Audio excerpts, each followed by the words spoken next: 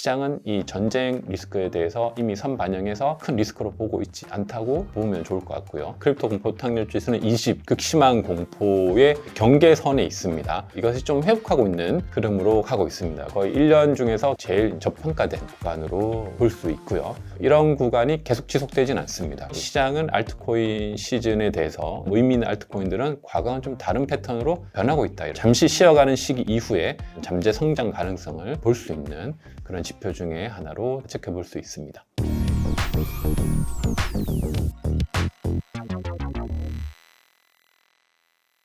네, 안녕하세요. 반갑습니다. 이번 주 3월 첫째 주 주간 시황을 좀 살펴보도록 하겠습니다. 지난 주말 사이에 이란 전쟁 이슈가 있어서 시장이 조금 변동성이 커졌는데 이 상황 한번 짚어보고 시장 어떻게 반응하는지 전체 시장별로 한번 좀 살펴보겠습니다. 일단 선물시장 일주일 기준이고요. 미국 시장 같은 경우 S&P 500이랑 나스닥 100 지수가 거의 빠지지 않았어요. 약간의 조정, 0.48, 0.33 정도 조정받았기 때문에 이란하고 미국의 전쟁이 진행되고 있지만 시장은 크게 개의치 않은 그런 지수를 보여주고 있습니다. 하지만 이제 변동성이 좀 있죠. 빅스 지수 같은 경우는 한 4.93 정도 일부 이제 변동성이 생겼고요.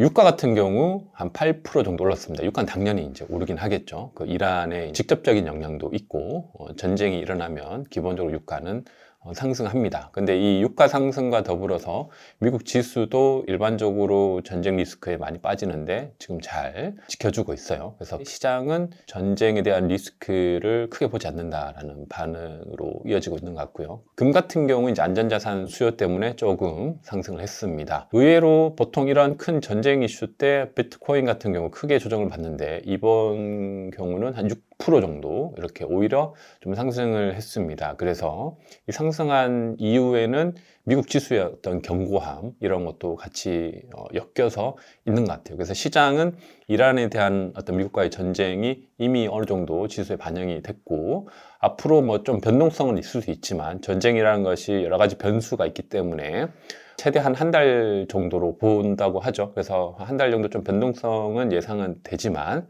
아주 큰 리스크는 아니다. 이렇게 일단 현 시점에서 짚어보고 갈 수 있을 것 같습니다. 30일 기준으로 크립토 시장 좀 한번 살펴보면요. 비트코인은 한 달 기준 한 12% 정도 빠져서 69,000. 그래서 7만 불을 좀 넘겨야 되는데 그 고지에 와 있고요.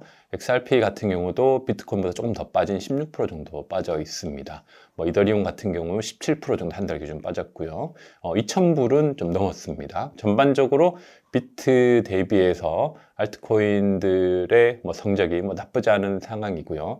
특히 이 중에 이제 상승하고 있는 것들 이제 하이프 같은 퍼프덱스 1이 계속 상승하고 있고 레이어 1 중에서 헤데라 같은 경우 한 5% 정도 한 달 기준으로 퍼포먼스가 좋습니다. 그리고 니어 프로토콜 같은 경우 AI 관련 이슈로 퍼포먼스가 좀 좋은 상황이고요. 나머지 이제 알트블레이 자산 관련해서 이제 금 관련 자산들 그리고 민코인은 한 마이너스 10% 도지코인 대표적으로 있고 나머지에서는 큰 변화는 없다고 보시면 될 것 같습니다. 그래서 전반적으로 이제 비트코인 대비해서 알트코인들 평소와 큰 흐름 없이 이제 흘러가고 있는 흐름으로 보시면 될 것 같습니다. 자, 비트코인 차트 한번 볼게요. 비트코인 주봉 기준이고요. 주봉 기준으로 보면 현재 이제 이평선 기준으로 여전히 이제 하락 추세 계속 이어지고 있습니다. 하락 추세 쭉 이어지다가 볼린저 밴드 하단에서 조금 상승을 좀 지지해주는 조금 이제 반등을 했습니다. 그래서 여기까지는 아직 이제 시장이 반전했다고 보기는 힘들고 이평선 기준으로 한 87,000 정도까지 온 뒤에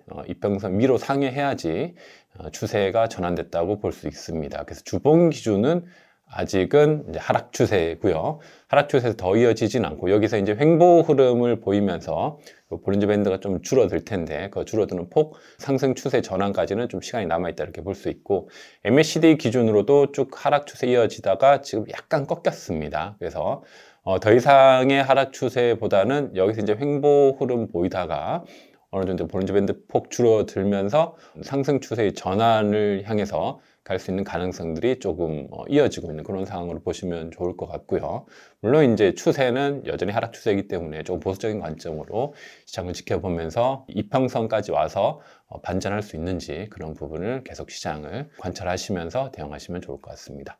도미넌스 같은 경우는 전체 시장에서 비트코인 차지하는 비중이죠. 도미넌스가 빠지는 것이 좋은 그림인데 알트코인 시장에 현재 56.24% 정도 해서 조금 올랐습니다. 근데 이게 뭐 아주 많이 오른 건 아니어서 60% 이하까지는 여전히 여유가 있다고 보시면 될 것 같습니다. 중요하게 보고 있는 게 크립토 공포 탐욕 지수인데 지금 현 시점에서 크립토 공포 탐욕 지수는 20, 이제 극심한 공포의 거의 이제 경계선에 있습니다. 굉장히 오랫동안 지금 극심한 공포 단계가 이어지고 있으면서 이것이 좀 회복하고 있는 흐름으로 가고 있습니다. 극심한 공포 단계가 계속 되진 않아요. 근데 이번에 꽤 길었고 이것이 이제 시장이 이란의 어떤 전쟁도 실제 발발이 했고 불확실성이 좀 제거된다고 볼 수 있는 거죠. 그래서 미국 시장 그리고 전반적인 시장에서 상승 추세의 전환이 확인이 된다면 이 극심한 공포에서 공포 단계 그리고 뉴트럴 단계까지 갈 수 있습니다. 아직까지는 조금 불안하긴 하지만 이 극심한 공포에서 공포 단계로 넘어가는 시기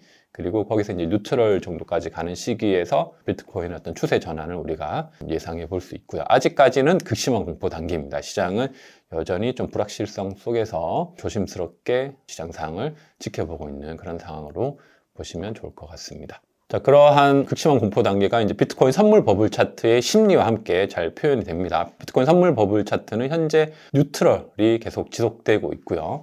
보통 뉴트럴에서 그 다음에 이제 쿨링 단계에서 그 다음에 히팅, 오버히팅 단계로 가는데 비트코인의 1년 동안의 선물 버블 차트는 히팅, 오버히팅이 한 번도 없었습니다. 요 타이밍에 이제 쿨링 이후에 이제 히팅, 오버히팅에 가지 않고 다시 뉴트럴, 다시 쿨링, 다시 뉴트럴로 빠져 있는. 그래서 지금은 1년 동안 굉장히 좀 지루한 장이 이제 펼쳐지고 있는 거죠. 여기서 이제 추세 전환이 일어날 때 보통 뉴트럴, 쿨링, 히팅, 오버히팅 이렇게 진행이 됩니다. 거기까지는 좀 시간이 많이 남아 있지만 뉴트럴의 어떤 마지막 단계로 좀 보여집니다. MBRB G스코어에도 똑같이 나타나고 있습니다. 이제 전체 이제 비트코인의 실제 이제 온체인에서 우리가 좀 저평가된 구간, 고평가된 구간을 좀 직관적으로 볼 수 있는 지표인데요. 이런 구간이 이제 고평가된 구간이죠. 한 2, 3 정도. 여기는 이제 고평가된 구간 한 2, 3 정도고 현재는 0.5 이하입니다. 0.38 여기 0.4 정도를 지금 움직이고 있으니까 거의 1년 중에서 제일 저평가된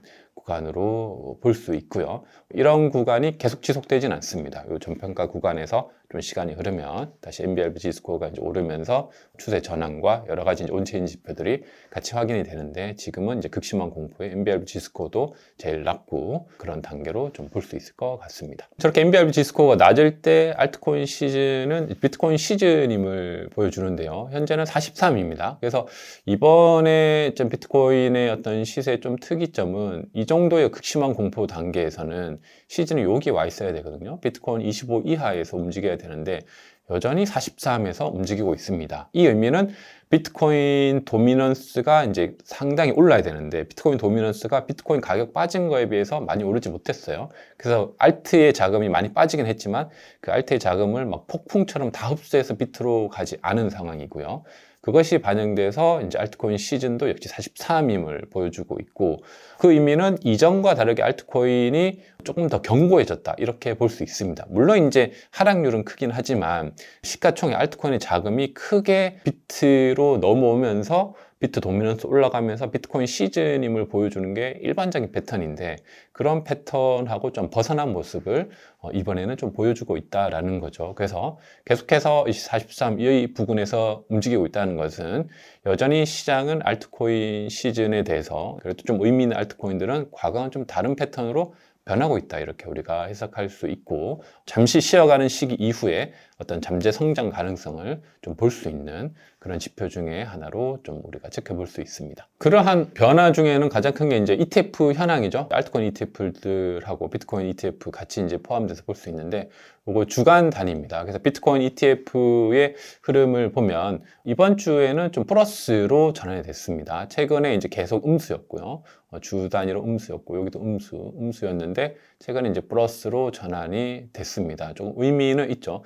근데 이제 전체 좀 큰 그림으로 이렇게 보면 플러스된 양이 마이너스보다 훨씬 많습니다. 비트코인 ETF의 총 누적은 여전히 플러스다, 양수에 깊고, 최근에 이제 음수가 조금 있었지만 이것이 이번 주간에는 좀 플러스로 전환이 됐고, 간헐적으로 또 음수 가다가 또 플러스로 전환되고 하는 흐름들이 계속 이어지고 있습니다. 이더리움 ETF 같은 경우 조금 더 의미가 있는데요. 우리가 이제 알트코인의 시즌이 계속 비트코인 시즌으로 바뀌지 않은 이유, 도미넌스가 크게 오르지 않은 이유가 이더리움 ETF 현황에도 근거를 찾을 수가 있는데, 이더리움에 굉장히 많은 양이 유입이 됐죠. 그리고 최근에 이제 주 단위로 이번 주에는 플러스로 좀 전환이 됐습니다.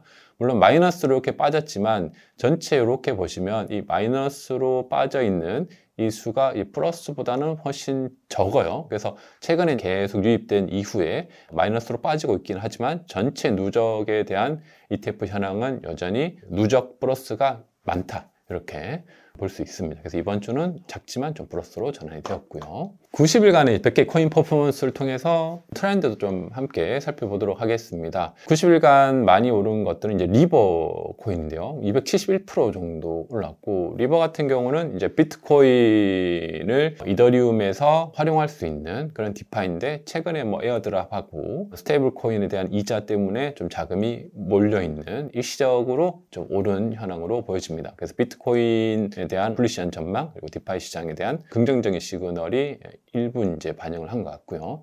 나머지는 뭐 피핑, 카이트 같은 경우 이제 에이전트 관련이죠.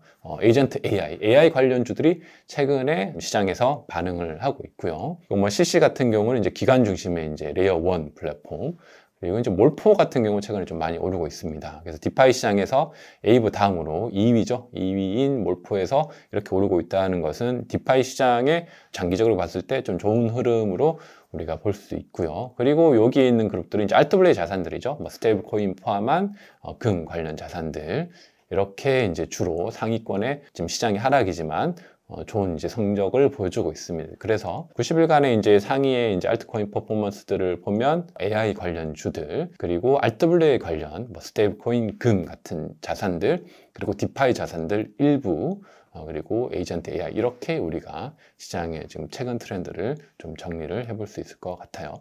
네, 마지막으로 이제 디파이 시장 한번 좀 정리하도록 하겠습니다. 디파이 시장은 일주일 기준으로 해서 한 2에서 4%, 5% 정도 TBL이 좀 늘었습니다. 크게 이제 는 것 두 가지를 살펴보면, 이제 몰포가 한 6.57% 정도 일주일에 TBL이 늘었고요. 스카이가 한 10.58% 정도 늘었습니다. 이 몰포 같은 경우는 이제 1위인 에이브 랜딩 플랫폼이죠. 랜딩 플랫폼의 2위입니다. 그래서 실제 시장에서 디파이 중에서 가장 효율이 좋고 성능이 좋고 수익성이 좋은, 그리고 안정성이 있는 서비스는 랜딩 플랫폼으로 지금 시점에서 확인할 수 있습니다. 예금 대출 플랫폼이죠. 그래서 에이브가 1위를 계속 유지하고 있고, 거기에 쫓아오는 서비스가 이제 몰포고요.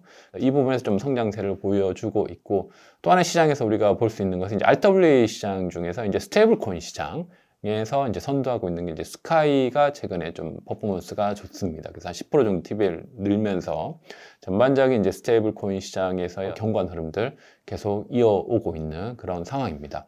또 하나는 이더리움 관련해서 여기 2, 3, 4위는 이더리움 재스테이킹이죠. 이더리움 스테이킹도 계속 누적액이 늘고 있어요. 디파이 시장을 크게 보면 랜딩 플랫폼 계속 퍼포먼스 좋고요.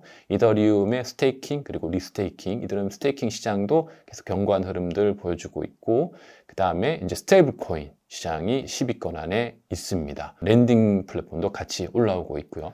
또 하나 이제 RWA 자산들도 같이 포함할 수 있는데, 그래서 전반적으로 10위권의 디파이 시장을 정리해보면 견고한 흐름들, 디파이 핵심이 되는 예금 대출, 그리고 기반 있는 플랫폼의 이더리움의 스테이킹, 이러한 시장 위주로 계속 TBL이 늘고 있는 상황들 우리가 확인해 볼 수 있습니다.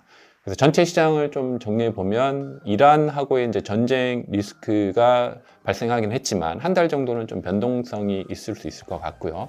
그럼에도 불구하고 미국 시장에서 나쁘지 않은 결과를 보여주고 있고, 오히려 크립토 시장도 좀 반등한 흐름을 보여주고 있기 때문에 시장은 이 전쟁 리스크에 대해서 이미 선반영해서 큰 리스크로 보고 있지 않다고 여러분들이 좀 보면 좋을 것 같고요. 그럼에도 불구하고 이제 국제 유가는 좀 올랐고 변동성 지수 조금 올랐기 때문에 이런 부분 좀 유의하게 체크하면서 한 달 정도는 아직 전쟁이 끝난 게 아니기 때문에 전쟁이 끝날 때까지 계속해서 이 변동성의 여지를 두고 시장을 좀 보수적으로 바라보면 좋을 것 같습니다. 그래서 전쟁에 대한 큰 리스크보다는 전쟁이 일단 일어났고 거기에 대해서 리스크는 시장에 다 반영이 됐고 남아있는 리스크들이 조금 있다. 그 정도로 시장을 좀 대응하면 좋을 것 같고요. 이미 많은 것들이 가격에 다 반영이 됐기 때문에 지금부터는 보수적이지만 전쟁의 리스크가 크지 않은 변수로 두고 시장을 대응하면 좋을 것 같습니다. 네, 오늘의 해석들이 여러분의 투자에 큰 도움이 되면 좋겠습니다. 네, 감사합니다.